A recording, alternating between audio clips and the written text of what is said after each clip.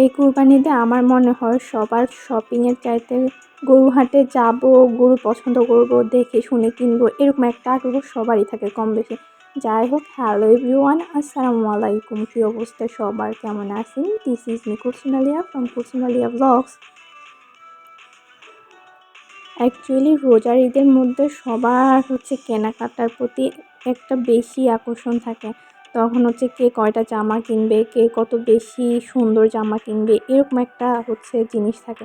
কিন্তু কোরবানি ঈদের মধ্যে শপিংয়ের চাইতে গরুর কেনার, গরু দেখার ওই আগ্রহটা সবার মনে হয় বেশিই থাকে।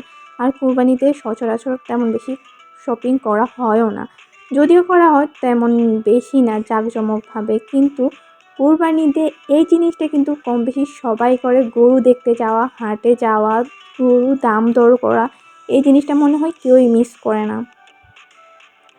আর আমি তো একদমই না। আর গতবারে কোরবানিতে হাটে গিয়ে গরু দেখে তারপরে কিনে আনছি, যদিও ওইবারে গিয়ে আমার পুরো আক্কেল হয়ে গেছে। বৃষ্টি ছিল, তার মধ্যে পুরা গায়ে গোবর পানি, আর হাঁটতে পারতেছিলাম না। আর এটা তো আপনারাও জানেন যে গরু হাটে কী পরিমাণ রাশ থাকে, আর আমি ওটা একদমই সহ্য করতে পারি না। তো এইবার আমি যদিও না যাই, কিন্তু আমার ভাই আমার জন্য কিন্তু ঠিকই ভিডিও করে নিয়ে আসছে। আর অনেক দেখা শোনার পরে আমাদের গরুটা ফাইনালি কিনা হয়েছে। যদিও এখানে এখন পর্যন্ত দেখানো হয় নাই যে আমরা গরু কোনটা কিনতেছি, কিন্তু গরু দেখার জন্য কিন্তু সবাই ছুটে বেড়াচ্ছে কোনটা কিনবে, কোনটা ভালো হবে। আর যদিও পছন্দ হয়, দামের সাথে মিলে না, যদি দামের সাথে মিলে কিন্তু ওই গরুটা ঠিকঠাক মতো যায় না, এরকম একটা অবস্থা আর কি। আমার মনে হয় এই হ্যাসেলটার মধ্যে সবাই কম বেশি পড়ে। আর কি পরিমাণ ভিড় গরু হাটে আপনারা দেখলেই বুঝতে পারতেছেন। এত মানুষ, এত ভিড়। এই ভিড়ের মধ্যে যদি আমি যাই, আসলে মনে হয় না এই গরমের মধ্যে বাইরে ফিরে আসব। গরু যত বেশি তার চাইতে দ্বিগুণ মনে হয় মানুষের জন্য পা দেওয়ার জায়গা নাই। আর আমাদের না একদিন হাটে যাওয়া হয় না, 2-3 দিন হাটে গিয়ে তারপরে দেখে শুনে তারপরে কেনা হয়েছে। যদিও কোরবানিদের এই গরুটা আসলে সবারই সারা বছর একটা আগ্রহ থাকে যে কোরবানিতে নিজের যতটুকু সামর্থ্য আছে ওই হিসাবে কোরবানিটা দেওয়ার, নিজের মন মতো করে কোরবানিটা দেওয়ার। যার সামর্থ্য যতটুকু আছে, এখানে আসলে কাউকে ছোট বা বড় করার কোনোই দরকার নেই। যার সামর্থ্য আছে সে ছাগল দিবে, যার সামর্থ্য আছে সে গরু দিবে, বা যার সামর্থ্য আরও বেশি সে আরও বড় গরু দিবে, বা আরও আদার্স অনেক কিছু দিতে পারে। আসলে কখনো এটা নিয়ে কখনো কাউকেই জাজ করা উচিত না। আর এই জিনিস কখনোই আমি এটাতে এগ্রি করি না। আর আপনারা বুঝতে পারতেছেন কী পরিমাণ রাশ, কী পরিমাণ মানুষ গরু হাটে। আর এই গরু হাটে এইবারে কে একবার হইলেও গেছেন, কমেন্টে জানাতে ভুলবেন না।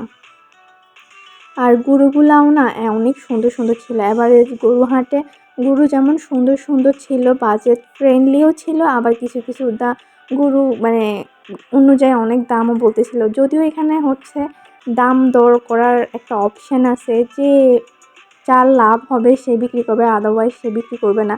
আমরা আমাদের যেখানে গরুটা বড়, দামটা কম হবে, ওইরকম করে কিনবো। আসলে এটা আমার কাছে মনে হয় শুধু আমরা না, এটা সবাই কম বেশি করে, কিন্তু অনেকজনের এটা আবার পছন্দও করে না। যাই হোক, চলুন এবারে দেখা যাক আমাদের কোনটা গরু কিনা হইলো ফাইনালি। আমাদের এই ব্ল্যাক কালার, বা ব্ল্যাক কালারও না, পুরোপুরি ব্রাউন হোয়াইট সব কিছু মিক্সচার করে এটাকে আসলে কী কালার বলবো আমি নিজেও জানি না। তো আমাদের এই গরুটাই কেনা হয়েছে। মাশাআল্লাহ, আমাদের গরুটা অনেক অনেক ভদ্র। যদিও এটা অনেক হাংরি ছিল, যেহেতু হাটে অনেকক্ষণ এটা খাওয়া দাওয়া খাইতে পারে নাই ঠিক করে। তো বাড়িতে আনার পরে এটাকে ঘাস দেওয়া হয়েছে, আর এটা কি সুন্দর করে খাচ্ছে, মাশাআল্লাহ। আর এটা দেখতে আপনারা বুঝতেছেন যে অনেক হাংরি, কারণ এটা কন্টিনিউয়াসলি খাইতে আছে। যাই হোক, সবার কাছে আমাদের গরুটা কেমন লাগছে লাইক শেয়ার কমেন্ট করে জানাতে ভুলবেন না। আর যদি আমার ভিডিওটা ভালো লাগে থাকে, আমার চ্যানেলটি সাবস্ক্রাইব করে পাশে থাকবেন। সবাই ভালো থাকবেন। আল্লাহ হাফেজ, আসসালামু আলাইকুম। আর সবাইকে সাথে অগ্রিম ঈদের অনেক অনেক শুভেচ্ছা। ঈদ মোবারক।